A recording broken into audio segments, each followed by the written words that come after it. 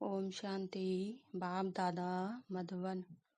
आज की मधुर मुरली 6/8/2025। मीठे बच्चे, जितना समय मिले एकांत में जाकर याद की यात्रा को पूरा करो।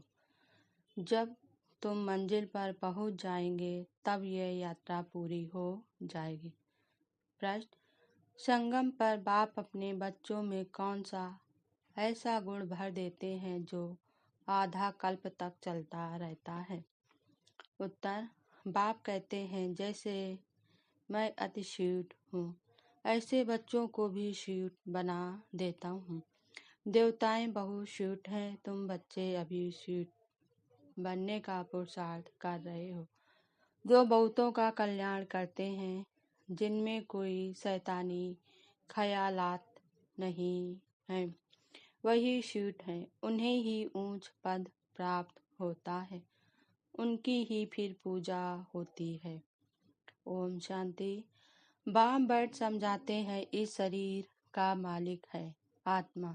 यह पहले समझना चाहिए, क्योंकि अभी बच्चों को ज्ञान मिला है। पहले पहले तो समझना है हम आत्मा है, शरीर से आत्मा काम लेती है, पाठ बजाती है।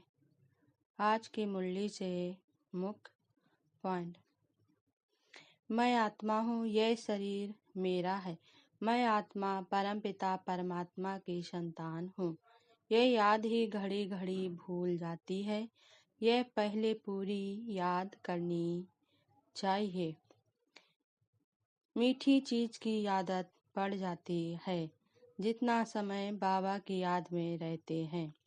बच्चों को समझाया है, इस समय सभी मनुष्य मात्र एक दो को नुकसान ही पहुंचाते हैं, सिर्फ टीचर ही महिमा बाबा करते हैं। तुम अभी नई दुनिया को जानते हो, तुम्हारे लिए तो जैसे कल नई दुनिया सुख धाम होगी। मनुष्यों को पता ही नहीं शांति कब थी। कहते हैं शिव कहते हैं विश्व में शांति चाहिए, पर कैसे आए? तुम बच्चे जानते हो, परमपिता परमात्मा बिंदी है, वह हमको पढ़ाते हैं। हम आत्माएं पढ़ रही हैं, यह भूलना नहीं चाहिए। बाप समझाते हैं, एक भी वापिस नहीं जा सकता, कायदा ही नहीं। झाड़ वृद्धि को जरूर पाना है। अभी तुम संगम युग पर बैठे हो और सब मनुष्य कल युग में। बाप बच्चों को कहते हैं, बच्चे फिक्र मत करो, सेवा में मेहनत करो, नहीं बनते तो क्या करेंगे? इस कुल का नहीं होगा तो तुम भल कितना भी माथा मारो, कोई कम तुम्हारा माथा खपाएंगे। शिव बाबा कहते हैं, मुझे याद करो तो तुम्हारे विकर विनाश होंगे। ऐसे बहुत कहते हैं, भगवान जरूर है। महाभारत लड़ाई के समय भगवान था, सिर्फ कौन सा भगवान था? शिव बाबा ब्रह्मा द्वारा हमको याद की यात्रा सिखला रहे हैं। बाबा को याद करो। याद अक्षर बहुत सहज है, बाबा अक्षर बहुत लवली है। तुमको खुद ही लज्जा आएगी, हम आत्माएं बाप को याद नहीं कर सकती हैं, जिनसे विश्व की बादशाही मिलती है। मुझ बाप को याद करो तो विकर विनाश होंगे, याद नहीं करेंगे तो विकर विनाश कैसे होंगे?